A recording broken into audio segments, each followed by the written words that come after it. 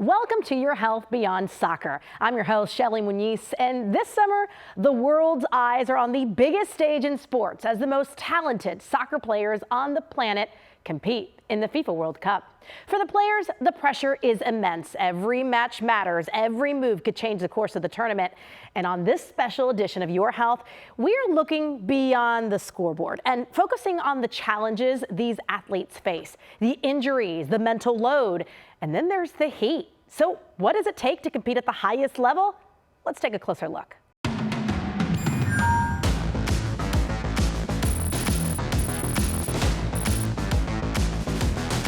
Let's begin with the World Cup fever, and I'm actually talking about the actual heat danger that experts are warning about.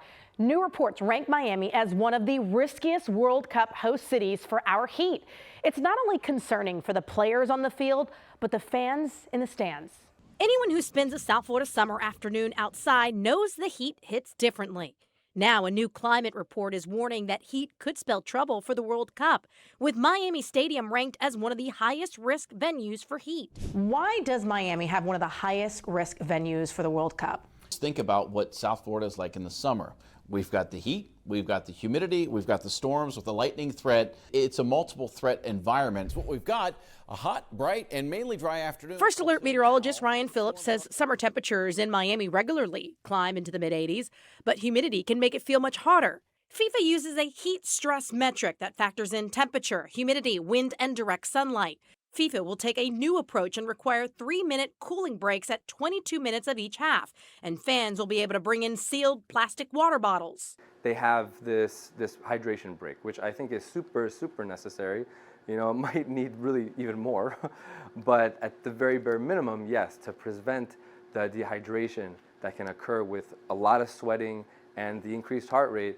And it's not just the players. From referees running the length of the field to the fans in the stands, doctors say the risk of heat exhaustion and heat stroke is real, especially when alcohol is involved. So things like your heart rate goes much faster, and if the heart rate goes faster, then your body cannot put oxygen in the right places as efficiently. And then that leads to a whole slew of things. Climate experts point to rising global temperatures making extreme heat events more common. And while South Florida teams often use the heat and humidity for the home field advantage, many World Cup visitors may not be ready for these conditions. Doctors recommend drinking at least a cup of water every 30 to 60 minutes, wearing lightweight clothing, and taking breaks when possible. Look, this is a fun environment, and everyone's coming here to have this maybe once-in-a-lifetime experience. Unfortunately, lurking in the background, it's our bodies working harder just to stay cool and just to try to stay safe. And that goes for those tailgating and celebrating at outdoor watch parties, too. The heat has already reshaped World Cup history. Remember the 2022 World Cup in Qatar? It was ultimately moved to the winter to avoid the extreme summer temperatures. A new Health Security Operations Center launched for the World Cup. It is estimated that 5 million people will attend games in person across the country, including here in South Florida. And in these large gatherings, they're raising concerns about potential disease outbreaks. Experts at Georgetown University are monitoring infectious diseases across host cities. They are using information collected from wastewater facilities, environmental monitoring, and global health alerts. I mean, I see this as an insurance policy, right? I hope that there's a bunch of great games that happen and everyone has a lot of fun and all the things we're talking about doesn't come to bear. But that's not how we have to think from a preparedness standpoint. Diseases like Ebola and hantavirus have been a concern, but public health experts say the risk is low. Their top concerns include measles, dengue, sexually transmitted infections, and respiratory viruses. It's not just the concern for fans in the stands, but at the airports, the hotels, and public gathering places. This is a separate effort from what federal and local governments are doing, and it is not an official program of the FIFA World Cup. The Messis and Ronaldos of the world make it look easy, but behind the footwork and the goals, soccer puts intense strain on the body. From torn ACLs to ankle injuries, playing can come with consequences. I spoke with experts about the physical weight of the sport and what every player at any level should know. The sprints downfield, the sharp cuts, the competitive superstars. It's a high-intensity sport where every second matters. The stakes are high and the number of injuries can be too. Cristiano's Cristiano for a reason, right? Not everybody can be Cristiano. Elite athletes make it look easy, but a soccer player's body is under constant pressure. 18-year-old Alexander Sanchez plays for West Pines United FC. He's sidelined for months after a crushing injury that includes tearing his ACL. Doctors say Alexander could be out for a full year. When I landed, I tried turning, but my foot was stuck on the ground, and I twisted my knee. Doctors say Alexander could be out for a full year. The worst news that a soccer player can receive in terms of injury would be along the lines of a ligament disruption. A ligament tear, specifically an ACL tear, is generally a season-ending injury. And depending on when that injury occurs in the season, sometimes it's challenging to get back to the next season. Orthopedic surgeon for HCA Florida Hospital, Dr. Kevin O'Donnell, would know. He works with high-level athletes from U.S. sailing to skiing. When it comes to taking care of athletes, particularly high-level athletes, there's a lot of factors at play in terms of how we manage injuries, how they occur, when these injuries occur in the season, how critical it is for them to be in play in certain times, right? Beginning of season versus playoffs versus finals, all play a role into how we get that athlete back. And for world-class athletes, when they go down, fans immediately want to know how long until they're back. The first thing that happens is a lot of speculation. And the reality is the only individuals that truly know the extent of the injury are generally the player and the medical team taking care of that player. Aside from that, it becomes this vast speculation based upon people rewatching footage as to what was injured, the extent of the injury, what their prognosis is going to be, how long the recovery timeline is. The notorious ankle sprain is a common enemy, which is why you often see players taped and braced before they even step out on the field. But over time, the running, the pivoting, jumping, cutting can take a toll. I think the good guide for people in the general population will be 6 weeks to recover minor injuries, like an ankle sprain. Now, when we talk about major reconstructions of tendons, return to competitive, I think 6 months is a good guide to return to jumping exercises. Dr. Luis Ramirez Bracco says there are lessons here for everyone. I believe that it's very important for athletes to understand that working on different group of muscles, including your gluteus maximus on your hip, and also the strengthening and balance, is extremely important to avoid them. As soccer grows more competitive, doctors are also seeing more injuries in young athletes, making this a conversation for parents as much as players. So when you're looking at injuries and how they break down versus age, we certainly see a lot more injuries in our younger players, but that's only because of who is playing the sports, right? They have a much more higher exposure. So while the stars make it look effortless, behind every sprint, cut, pivot is a body under pressure.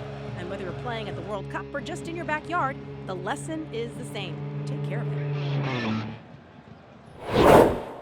And to help fans better understand what those injuries mean, check out this new tool. WebMD has launched a new AI-powered World Cup injury tracker. Here it is right here. So you can search by players, you can search by teams, and the type of injury. The tracker doesn't just list the injury, but it explains what it could mean for a player's performance, their recovery, and whether returning looks doubtful or not. It's pretty comprehensive with tabs to show the estimated recovery timeline and an easy to understand approach to explaining those injuries. And for those diehards following closely, you can even track the players and receive alerts. And not just English, pero en español también. And it's not just the physical pressure that comes with performing, especially for a global audience.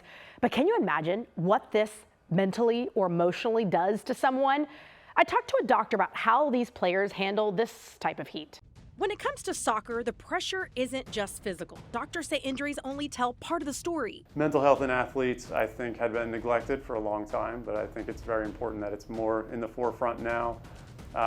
We see it at every level of play. From recovering after injury, performance anxiety, to burnout, challenges are real, even at the highest level. There's a lot of external pressure on them, all the way up to professional athletes who are now, this is their livelihood, this is their income, their family lives on this, comes with its own level of pressures.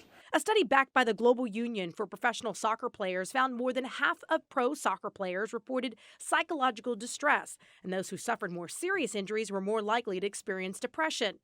Even superstars like Cristiano Ronaldo and World Cup winner Andres Iniesta have spoken publicly about their mental health struggles. When you have this expectation of you that everywhere you go, you're going to be sort of perfect. You know, the jerseys are perfect, the lighting is perfect, the grass is cut perfectly. So the assumption is that these athletes are perfect in every way, and it's just not that way behind the scenes. Dr. Raphael Wald is the director of neuropsychology at Baptist Health's Marcus Neuroscience Institute. He says mental health challenges are an issue teams are addressing with more resources. Because all the mental skills in the world, you know, all the skills that a sports psychologist can give someone are really meaningless if a person is struggling severely emotionally. Because no amount of talent can outrun emotional pressure building below the surface. Speaking of their brains, the world's best soccer players will make split-second decisions that seem almost impossible. But scientists say they aren't just faster, they may actually be predicting what happens next. It is one of the reasons that World Cup stars always seem to be a step ahead. The skills on the pitch are impressive, but scientists who study the brain say what might be even more impressive is what's happening inside of the players' heads. Researchers at the Salk Institute for Biological Studies in San Diego, California, are studying how the brain makes rapid predictions to guide movement. They say elite players aren't just reacting to what they see, they are constantly anticipating what will happen next. I asked Dr. Emin Azim, an associate professor at Salk, what's happening inside the brain when a goalkeeper makes a big save. When a goalkeeper saves a penalty kick, as you see it, what is happening in the brain? Well, a lot has to happen. They have to coordinate the contraction of hundreds of muscles in their body to make sure they're able to move fluidly with speed and precision. And they have to be able to predict the future, essentially. They have to predict where the ball is going to go, and they have to predict what their body's going to do and what it's going to experience. So a lot of what the brain is doing is predicting the future state of the world and the future state of themselves. Dr. Azim says there is a reason coaches constantly stress practice. Every repetition helps the brain build better predictions, making movements more accurate and more automatic over time. And what many of us call muscle memory isn't really stored in the muscles at all. It's built and tweaked in the brain. Thanks for spending your time with us on this special edition of Your Health Beyond Soccer. While the world is focused on the action, we hope today's conversation sheds some light on what's happening behind the scenes, from the physical demands to the health challenges these athletes face. As always, our goal is to give you the tools, perspective, and information to better advocate for your own health. That's it for this edition of Your Health. Until next time, I'm Sheli Muniz.